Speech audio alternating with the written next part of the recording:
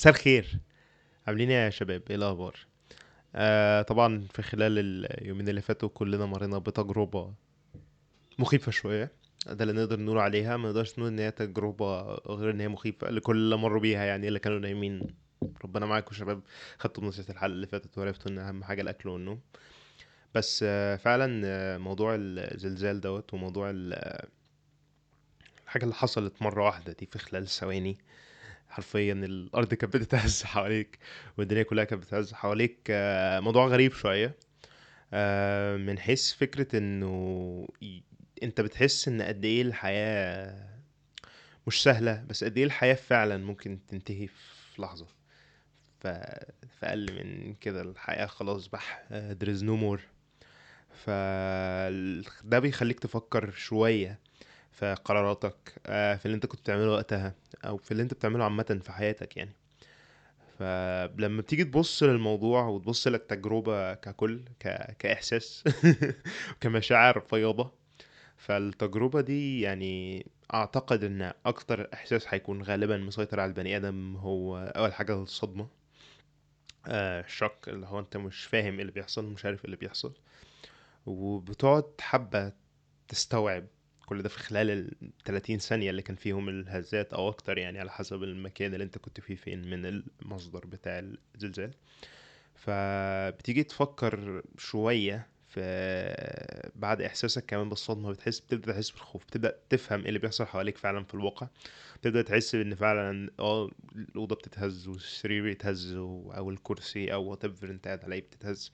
وفعلا ممكن تكون دي شبه اللحظات الحاسمة يعني لا قدر الله. فبتبدأ تشوف قد ايه فعلا الحياة دي حاجة مش هنقول بسيطة، بس قد ايه هي حاجة ممكن فعلا تنتهي في أي وقت بسهولة جدا وبكل بساطة. آم، مش حاجة صعبة، ومش حاجة كبيرة قوي زي ما مهيأ لنا واحنا عايشين. و... واحنا مش أقوياء، ومش فعلا موجودين لفترات طويلة زي ما احنا كنا متخيلين. الإنسان حاليا متخيل، أو أنا يعني هتكلم عن نفسي، عن تجربتي أنا. متخيل ان انا يعني لسه عندي وقت. آه لسه طالما انا الحمد لله سليم، مش تعبان، الدنيا تمام. فليه ممكن ما يبقاش عندي وقت؟ والواحد بيشيل من دماغه فعلا احتماليات ان فعلا ممكن في اي لحظة خلاص.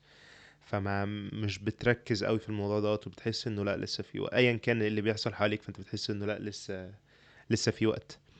وموضوع ان لسه في وقت ده مش حاجة سهلة، يعني مش حاجة بسيطة، ومش حاجة صح في نفس الوقت يعني.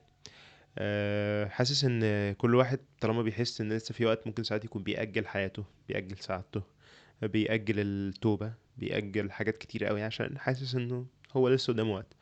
وفعلا محدش فينا يضمن هو لسه قدامه وقت ولا لا، او ممكن فعلا في اي وقت كل ده يروح، ما يبقاش فيه الوقت الكافي ولا الإحساس الكافي ان انت تعمل اللي انت كنت عايز تعمله ده. فدي مشكلة كبيرة عامة في حد ذاتها. فكرة ان انت محتاج فعلا ما تتحسش وما تتخيلش ان انت قدامك وقت طويل في حياتك، يعني عشان تعمل اللي انت عايز تعمله، او تعمل الحاجة الصح، او تفضل مكمل في حاجة غلط وتقول انا في الوقت المناسب هبطلها. لانه غالبا الوقت المناسب ده مش هيبقى بمزاجك انت، وانت مش هتعرف امتى الوقت مناسب او امتى الوقت مش مناسب، او امتى الوقت هيخلص اصلا. you never know. فدي حاجة صعبة الواحد يفكر فيها فعلا. واحساس الخوف، اكيد الخوف كان اكتر احساس مسيطر على اي واحد حاسس بالهزة دي ساعتها. ولما تيجي تفكر في احساس الخوف، يعني تحس ان قد ايه فعلا احساس الخوف ده احساس معقد، ومن اكتر الاحاسيس والحاجات اللي فعلا بتحرك البني ادم وتخليه ياخد خطوة، ياخد ستيب، ياخد اكشن تجاه الحياة، وياخد فعل تجاه الحياة وتجاه الوقت اللي فاضل له. يعني الواحد بيحس ان الخوف من اكتر المشاعر اللي بتخلي الانسان فعلا يتحرك، وفعلا ياخد خطوة وياخد رد فعل علشان يحاول يحسن من الحاجة اللي هو خايف منها دي، او يحاول يقلل من خوفه، او يحاول يتوجه بحتة ان هو لا انا عايز ابقى جاهز للحظة دي. فاكيد الناس كلها فكرت في الحاجات دي يعني، بس انا من شخص من تجربتي انا من وجهة نظري التي لا قيمة لها على الاطلاق.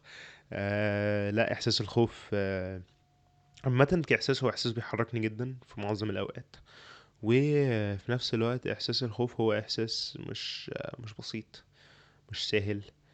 آه وفعلا أكتر إحساس بيخليك تتحرك، أكتر إحساس بيخليك تحس إنه لا، أنا لازم أعمل حاجة دلوقتي، لازم أحسن من نفسي، لازم الحاجة الغلط اللي بعملها دي أبطلها، لازم أخد خطوة صح، لازم أتجه اتجاه صح.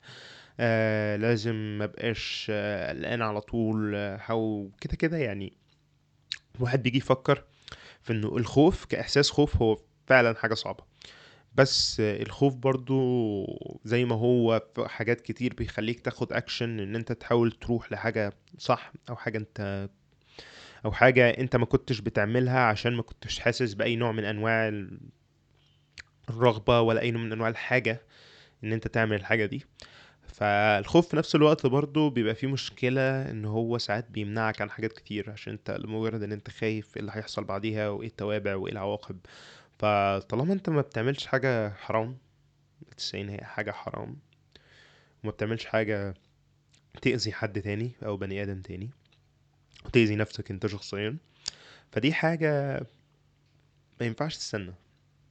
لان الخوف زي ما هو بيخليك فعلا تاخد اكشن، الخوف اللي بيخليك تستنى ده أسوأ نوع من انواع المشاعر، او أسوأ نوع من انواع الوقفة. علشان زي ما قلنا يعني احساس ان في اي وقت في اي لحظة ممكن فعلا كل حاجة تنتهي حواليك، كل حاجة تضلم تبقى جيم اوفر، ومفيش second chance، مفيش محاولة تانية، مفيش ترايجين، مفيش ان انت هتموت هتعيد، حتى لو هتعيد من اول اللعبة مفيش ان انت هتعيد من الاول. انت خلاص you have فرصة واحدة في الحياة دي يعني، one chance one and done. فلازم تاخد actions في الحاجات اللي انت خايف ان انت تاخد فيها actions، وفكر فيها كده برضو. فكر فيها ان ايا كان عواقب افعالك، ايا كانت التوابع، طالما هي مش حاجة حرام، مش حاجة اذيت بيها حد تاني، مش حاجة انت اذيت بيها نفسك، فهي في الاخر هتتنسى، زي ما كلنا هنتنسي غالبا. يعني الموضوع مش محزن. والله الموضوع مش حزين، بس هو الموضوع حقيقة يعني كام جيل هيفتكرك بعد كده مثلا؟ يعني صحابك، عيالك، عيالهم، احفادك ماكسيمم. احفادك صعبة جدا. يعني اولاد احفادك صعبة، فاحفاد احفادك ما بالك باحفاد احفادك يعني. بس عادي. I think ان دي كانت زي تذكرة لينا، لان احنا لازم فعلا ناخد خطوات للاتجاه الصح. اللي بيعمل حاجة غلط يحاول يوقفها، اللي بيعمل حاجة صح يحاول يزود منها، اللي ماشي في طريق هو شايف ان هو غلط بيحاول يتراجع عنه. وفي نفس الوقت تذكرة لان انت ما عندكش، انت مش قاعد في الدنيا دي 100 200 سنة قدام، انت وقتك ممكن يخلص في اي وقت. فحاول على قد ما تقدر تعمل الحاجات اللي تبسطك، تعمل الحاجات اللي انت فعلا عايز تعملها، وما تخافش قوي من عواقبها، لان في الاخر عواقبها مش هتبقى كبيرة بالشكل اللي انت متخيله، ولا عواقبها هتبقى اثرها مكملة معاك بنفس الوقت. لان كده كده طبيعة البني ادم ان هو بينسى، ايا كان whatever الحدث، سواء حدث حلو حدث وحش. مش هنقول ان هو بينسى بمعنى ان هو نسى مش فاكر ايه اللي حصل، بس المشاعر اللي جواه المخ بيريجوليت الموضوع دوت، فبترجع تاني للميديم بتاعك. عمرك ما هتفضل على طول سعيد، وعمرك ما على طول ما هتفضل حزين.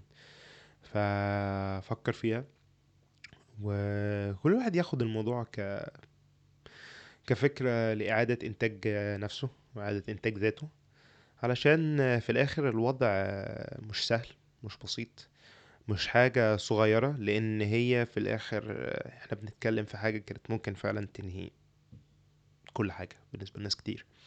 ف هي دي الرسالة اللي بحاول أوجهها للبني آدم يعني، وبوجهها لنفسي في نفس الوقت، إنه لازم ناخد خطوة للأمام، لازم ناخد خطوة في كل الحاجات اللي احنا بنعملها صح. لازم ناخد خطوة في ان احنا نحاول نبعد عن الحاجات الغلط اللي بنعملها، ولازم نكمل في رحلة البحث عن ذاتنا. ابحث عن اي حاجة يا عم.